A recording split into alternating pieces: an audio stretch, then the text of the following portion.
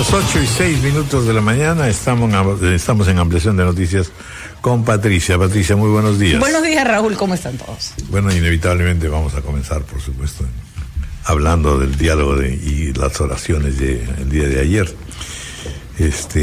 Yo podría decir que se rompió el hielo y ahora viene la pregunta, ¿qué cocinaré?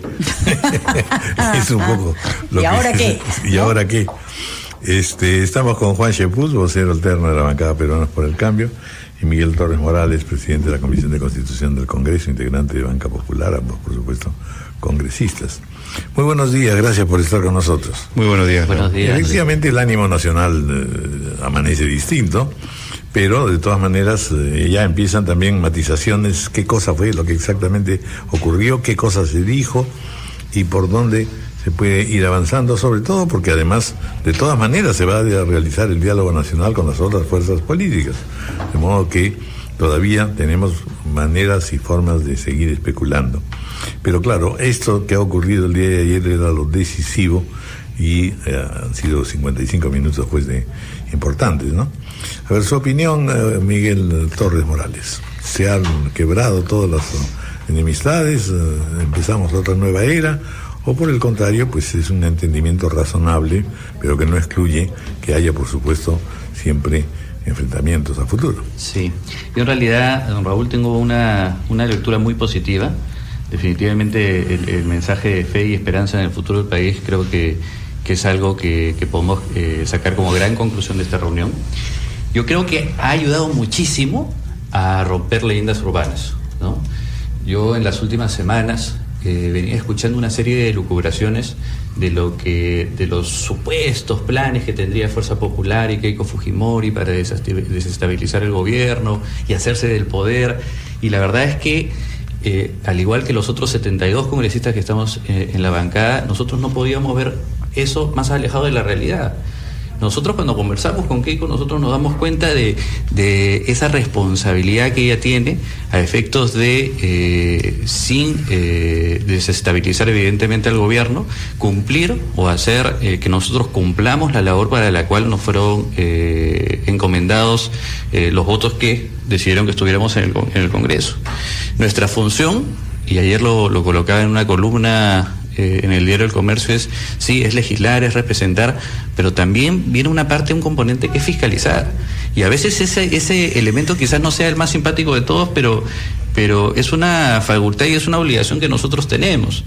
Entonces, yo me quedo muy satisfecho porque he podido ver el día de ayer una excelente oportunidad para que las demás personas puedan comprendernos, para que puedan ver que Keiko Fujimori no es una persona irracional en lo absoluto, que Keiko Fujimori en realidad es una persona responsable, es una persona con la cual puedes tener un diálogo, como ellos han dicho, franco y directo, en beneficio del país.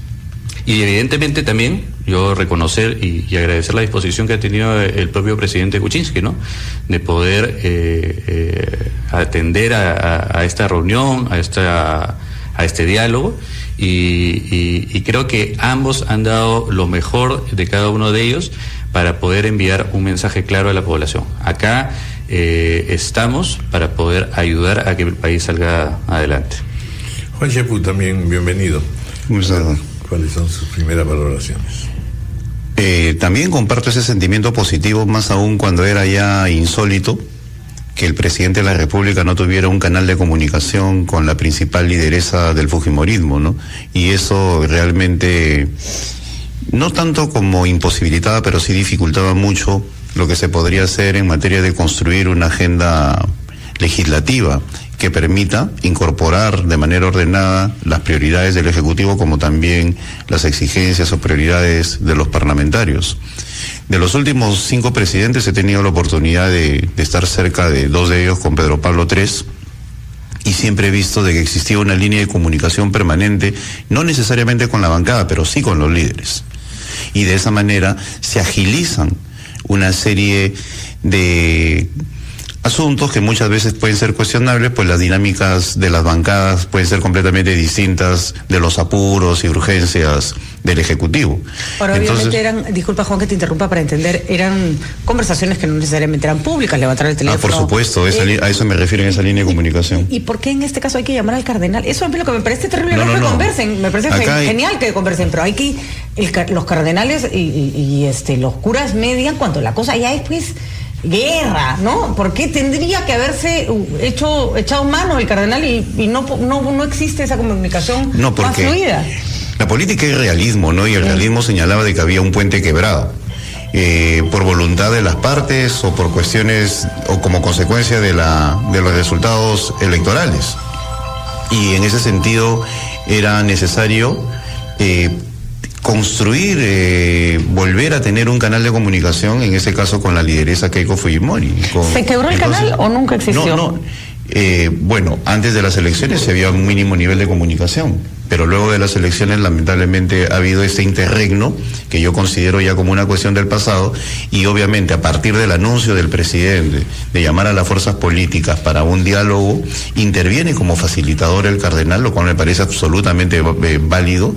Hemos visto la intervención de la Iglesia en conflictos como el Beagle, en conflictos políticos como recientemente en Colombia. Me parece atinado que el cardenal tome la iniciativa. Y a partir de ahí estamos viviendo un tiempo nuevo en el cual cada bancada, con sus particularidades, con sus propias agendas, tienen como propósito común el establecer, creo yo, una agenda legislativa, y obviamente en el interín podrán seguir existiendo algún tipo de diferencias, pero ya a nivel de los líderes de cada una de las agrupaciones ya va a haber una línea directa, ¿no? Cosa que no existía antes. Recogiendo, que no es mi posición, pero recogiendo un poco el sentido escéptico que se encuentra en redes sociales. Si nos remitimos, por ejemplo, al gobierno de Ollantumala, ¿cuántas reuniones hubo? Multipartidarias, con todos los líderes. Perdón, pero después de la foto todo seguía siendo el mismo desmadre. O sea, ¿por qué esta vez la población tiene que confiar en que va a pasar de la foto esta vocación de gobernar en favor del país de ambas partes? Yo creo, Patricia, que sin restarle evidentemente el mérito importantísimo que tenía esta reunión y el mensaje que ayuda a que tengamos un ambiente político más distendido, yo sí creo que es importante que la población sepa de que en ningún momento se ha cortado el diálogo, ¿eh? Y Juan, yo creo que tú me puedes ratificar ese tema. Yo lo he vivido constantemente con las facultades. A nivel de las bancadas. Sí, a nivel de las bancadas. O sea, el tema de las facultades legislativas hubo un diálogo enorme, inmenso. En el tema de la investidura hubo un diálogo. En el tema del presupuesto, tremendo diálogo que se mandó. Pero todo eso se acabó con Saavedra. No, pero es que a ver, lo que tenemos que ver nosotros es que no podemos borrar todo lo avanzado porque hayamos nosotros visto, en nuestra humilde opinión, don Raúl, que teníamos que cumplir con una función determinada. Es probable que nosotros no podamos coincidir en las razones por las cuales se dieron la censura, pero no por eso podemos dejar de lado todo lo que hemos estado avanzando. No quiere decir que de ahora en adelante vamos a hablar, siempre se ha hablado, siempre se ha conversado. Yo reconozco en la bancada de PPK, en Juan, en Pedro Laechea, en el mismo Carlos Brus, que hay personas que están abiertas al diálogo. Lo que pasa con ellos. Le explico por qué el escepticismo, ¿no? Post Saavedra, ¿no? Efectivamente ustedes podrían haber encontrado responsabilidad en Saavedra y por lo tanto considerar que el ministro ya no debía estar en ese cargo. Nadie ha sido capaz, de decir en esta mesa que Saavedra es un corrupto. En un gobierno donde el diálogo funcionaba, en cualquier gobierno donde el diálogo funcionaba, eso hubiera sido, acá me puedes mentir, Juan, un diálogo entre líderes políticos diciendo, bueno, ya, a ese ministro no lo mantengas mucho tiempo, sácalo, porque ya está desgastado, porque ya no tiene credibilidad, porque han estado robando en su sector, ¿no es cierto? En un par de meses y retíralo, y ese es un acuerdo entre... Eso se hace, eso siempre se ha hecho. Ustedes votaron a Saavedra. Entonces, ahí es donde uno dice, ¿dónde está el diálogo si tratas a un ministro que efectivamente tiene responsabilidad como si fuera un corrupto ladrón, ¿no? Es que es una demostración de fuerza. Exacto, porque si hubiera habido diálogo, usted se negocia la salida del ministro porque consideran que hay una responsabilidad política, que el señor ya se desgastó y que tiene mucho tiempo en el cargo y que etcétera, etcétera, ¿no? Claro, mira, acá hay que ver dos estadios, ¿no? El primero, a nivel de bancadas, que como muy bien ha señalado Miki, definitivamente hay un nivel de diálogo que muchas veces no es comprendido por la ciudadanía.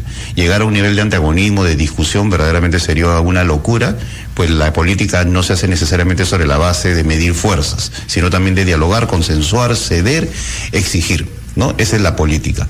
Pero es indiscutible que a nivel de dos personas que podrían aliviar o aligerar esa conversación que se da entre bancadas, no existía hasta el momento, a tal punto que ha mediado el cardenal, es decir, un nivel de comunicación, claro, que ahora lo hay. Lo que pensaba Keiko Fujimori. Exacto. Entonces, a lo que me refiero... La que funcionaba, pero ella no se manifestaba para nada.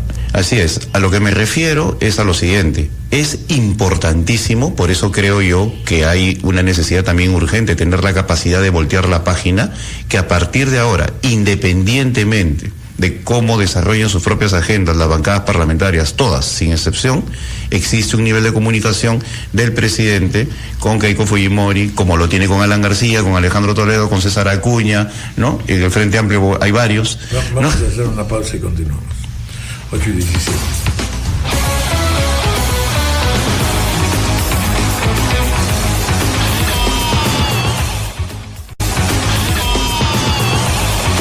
Bueno, en la pausa hemos estado viendo en realidad que el actor principal en este caso también es el público, es la opinión pública, cómo reacciona frente a todos estos diálogos y conversaciones, partiendo de la base, primero, de que cada quien tiene que guardar su perfil. Eso lo señalaba sobre todo Miguel Torres en la pausa. Es decir, que en realidad, por supuesto, queremos saber que hay oposición y que hay gobierno, por un lado. Pero a su vez, estamos siempre, por desánimo y por costumbre republicano, sospechando que todo aquello que se dice, en realidad, esconde una serie de intenciones secretas que hacen que uno piense que estamos en una guerra más que en una conveniencia. Y en tercer lugar, en realidad, aquí hay que hacer un poco de pedagogía política precisamente porque lo que se necesita es empezar a ver qué son exactamente los términos y las necesidades fundamentales en las cuales uno conviene, más allá de criterios partidistas, es decir, criterios de construcción de soluciones a problemas que nos tienen cada día más acosados. ¿Qué piensan al respecto? Sí, yo en realidad respetuosamente discrepo con Patricia del tema de que no hubo diálogo. Yo creo, y lo sentí en el mismo Congreso, cada vez que nos cruzábamos los distintos parlamentarios, había un diálogo respecto de lo que estaba sucediendo, pero lo cierto es que ese diálogo no llegaba a ningún consenso determinado en el caso del ministro Saavedra. Y de hecho, Patricia, sí, digamos que algunos medios tampoco favorecían mucho ese diálogo, sino como, y ayer escuchaba una definición bastante buena, como carboneros, ¿no? Que algunos estuvieron como carboneros y eso evidentemente nos alejaba. Lo que tenemos que entender es de que sí ha habido un diálogo, no se llegó a un consenso determinado en ese momento, y esto es algo que naturalmente va a seguir sucediendo. O sea, el hecho de que el día de ayer el presidente Kuczynski y la señora Fujimori, Keiko, se hayan reunido, eso no quiere decir de que nosotros hayamos dicho, ok, entonces vamos a guardar el capítulo de la interpelación, del pliego de preguntas, de la censura, de la Constitución, para no verlo más en los siguientes 4 años y medio que nos quedan. No, por el contrario, o sea, oigan, nosotros vamos a ser respetuosos del orden democrático. Esas leyendas urbanas que corrían de que los fujimoristas quieren tomar el poder, eso ha quedado total y absolutamente claro, en el sentido de que no es una alternativa para nosotros, pero que sí vamos a ejercer las responsabilidades, los derechos y las responsabilidades que nosotros tenemos, legislar, representar, y algo que incluso a muchos nos cuesta porque hay un componente duro, que es el tema de la fiscalización. Creo que sí había diálogo, creo que no lo había en todos los niveles hay un componente duro, que es el tema de la fiscalización. Creo que sí había diálogo, creo que no lo había en todos los niveles y que eso tal vez no permitía que se llegara a otro tipo de soluciones. Pero el Fujimori tiene un reto, justamente porque en política eso ya da lo mismo. Se han quedado para cierto sector de la población, que justamente es el que siempre le niega el voto en las elecciones, con una visión de han vuelto al pasado, han vuelto a pisar fuerte, han vuelto a hacer sentir su poder. ¿Cómo se cae? Y tienen una tarea pendiente ahí, sí, porque la tienen que revertir, ¿no? Que yo creo, Patricia, que que te puedes dar cuenta de lo que equivocado que podrían estar simplemente viendo la sesión del pleno del día de ayer. No obstante, y esto es Juan coincidir conmigo, no obstante que se sentía un ambiente pesado, duro, era impresionante, pero empezábamos a debatir una serie de leyes, incluso enviadas por el Ejecutivo, en donde en ningún momento has visto la actitud de Fuerza Popular diciendo, nos están tratando mal, ¿no? Nos están haciendo ver como los malos de la película, entonces vamos a empezar a obstaculizar todo. De hecho, ayer me llamó a mí la atención una norma que sí me generó una incomodidad, porque era enviada por el Poder Ejecutivo sobre el mercado de valores, y mi reacción inmediata fue, oye, esto está llegando directamente, no está pasando por comisiones, ¿y por qué nosotros tenemos que verlo si ellos tienen facultades legislativas? Me molesté y pregunté, y empecé a preguntar. Y en un arranque de sinceridad me dijeron, bueno, lo que pasa es que en las facultades legislativas se nos pasó colocar esto de acá, no tenemos facultades para eso, pero esto es importante. Y me empezaron a explicar el tema. Y bajó el nivel. Y la premura, y lo entiendo por ser tributarista, es que si no lo aprobábamos ayer... Ya es el 2018. El 2018. Entonces, y no obstante estar en el ambiente cargado, no obstante que esto tranquilamente el discurso hubiera podido ser, oigan, así no me saquen normas, o sea, no me manden normas que no pasen por comisiones ni nada por el estilo, sino que con tranquilidad hemos analizado, hemos dicho, sí, pues sabes qué, en esto hay que apoyar. Y la bancada apoyaba. Entonces, yo creo que va a haber más de una oportunidad en la cual nosotros vamos a demostrar que no somos obstruccionistas. Pero también vuelvo a repetir, eso no implica que nosotros renunciemos a la facultad de interpelación, de censura o de pliego de preguntas que nosotros tenemos. Conocer su opinión de Juan Shepus con respecto a esto que viene sosteniendo, que efectivamente ya hay una convivencia. No necesariamente hay una convivencia, pero sí hay un alto grado de comprensión, y yo no le quiero restar méritos a Luz Salgado, ¿no? Porque la veo en la Junta de Portavoces, en el Consejo Directivo, y siempre constitucionalmente le ha dado prioridad a los aspectos que vienen del Ejecutivo, y lo que señala Miguel ayer es una cuestión rotunda, ¿no? Rotunda. Pero claro, pero es que ayer, la responsabilidad por sobre la crispación. Claro. Pero por otro lado, como político, sé perfectamente, y lo dije hace 2 meses cuando había un clima similar, el conflicto está a la vuelta de la esquina porque somos políticos. Entonces, pretender que se va a claudicar de lo que significa el control, la fiscalización, es verdaderamente ingenuo. Eso llegará en su momento. Pero yo creo que para evitar que la crispación sea el protagonista de la agenda, el resultado de la reunión de ayer debe ser la construcción de una agenda de gobernabilidad, entendiendo esta por una agenda legislativa con 3 o 4 puntos pendientes. Eso es lo que yo insisto. Por ejemplo, ¿es factible eso o no es factible? Por supuesto, la gran reforma política que el Perú necesita, las reformas económicas, la reforma del Estado, todo lo que tiene que ver con modernización, la descentralización que está quedando de lado. Hay urgencias en el corto plazo que también podrían estar más cercanas, por ejemplo, la sequía, que ya se avisora y que va a generar un incremento de precios. ¿Por qué? Porque el fujimorismo, a diferencia de los gobiernos de los últimos 16 años, tiene la responsabilidad histórica de liderar de manera absoluta el Congreso. Además, es una gran oportunidad. Por supuesto, pero entonces, cuando usted decía, don Raúl, el tema de la docencia política, es importante, y la verdad es que yo como político no temo enfrentarme, porque ya me acostumbré a los insultos en Twitter, a entender que la población tiene que adecuarse a Juan, me vas a contar cómo hace uno para acostumbrarse a eso. Disculpa la interrupción, pero yo todavía lo veo como hasta ahora llevo años en eso, hasta ahora me cuesta. Inflación tuitera, ¿no? O sea, claro, inorgánica, ¿no? No tiene sustento muchos los conceptos que plantean ahí. Entonces, ¿acostumbrarse a qué? A esta circunstancia totalmente insólita de ver que hay un Congreso liderado por la oposición, cosa que no ha habido en los últimos años, y por lo tanto está obligado a colaborar.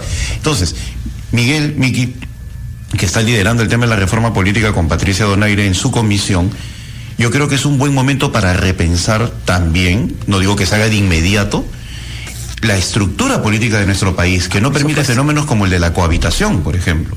Al final se forma un híbrido en el cual tiene un Congreso, mayoría absoluta un partido opositor, y el jefe de gobierno ni siquiera puede conversar con ellos porque no existe la figura constitucional para el jefe de gobierno, para el primer ministro. Esa es una herencia, y lo decía Enrique Chirino Soto, que en muchos casos nosotros copiamos un poco de la Constitución francesa, un poco de la Constitución española. Nosotros hemos coincidido con la Constitución española en 2 momentos, ¿no? En el del 79 y luego con las reformas del 93, paradójicamente. Entonces, es importante ver de qué manera incorporamos nuevas figuras en la Constitución que nos permitan adecuarnos a esto. Nuestra Constitución está preparada para una mayoría oficialista en el Congreso, como ha sucedido. Pero cuando sucede que la oposición tiene mayoría absoluta, no sabe qué hacer.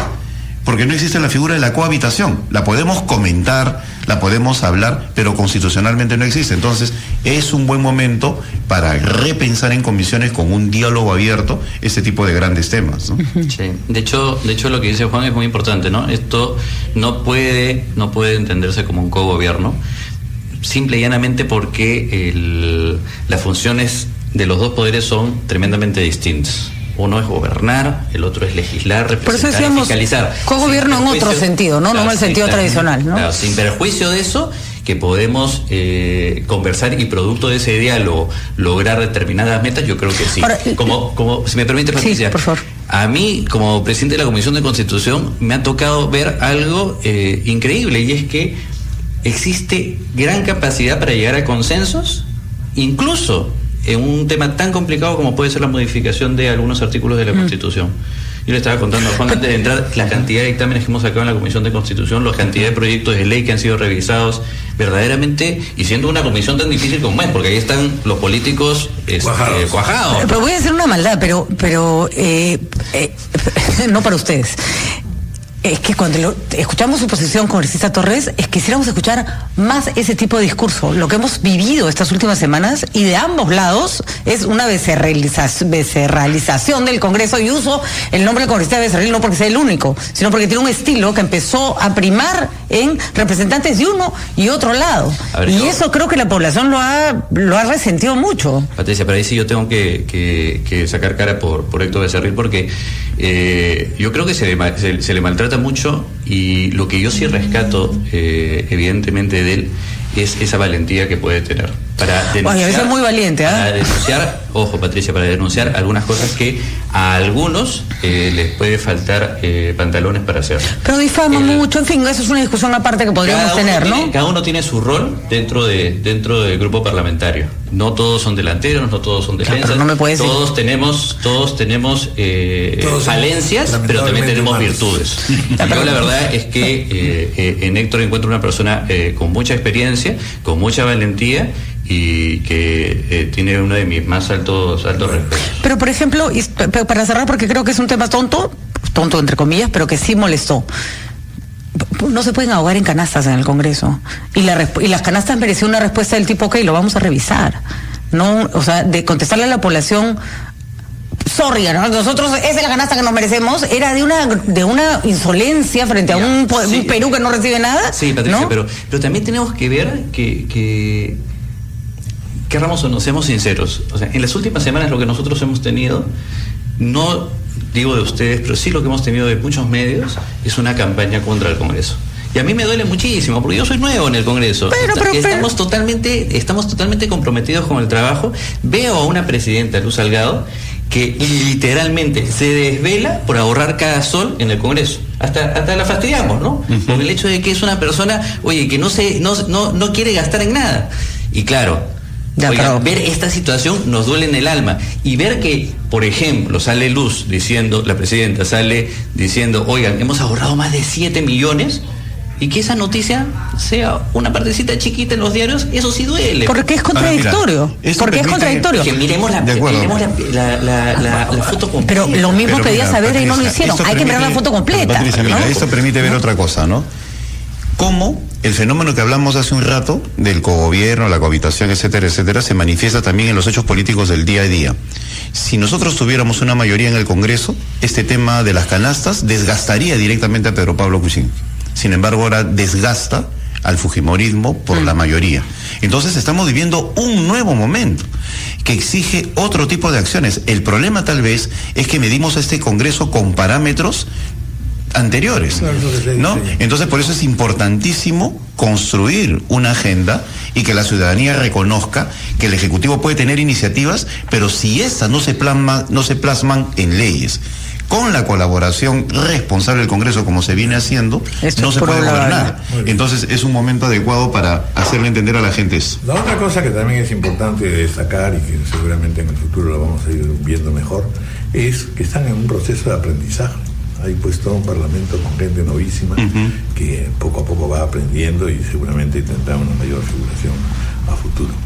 Lo importante es que arrancamos con esperanza y un relativo optimismo. Eso ya creo que es bastante positivo después del mes o los 15 de noviembre y el mesecito de diciembre, que ha sido lamentable, pesado. Muchas gracias, señor. Muchas gracias, Muchas gracias a ustedes. 8:33 de la mañana, vamos a hacer una pausa. Sí, es cierto que tu película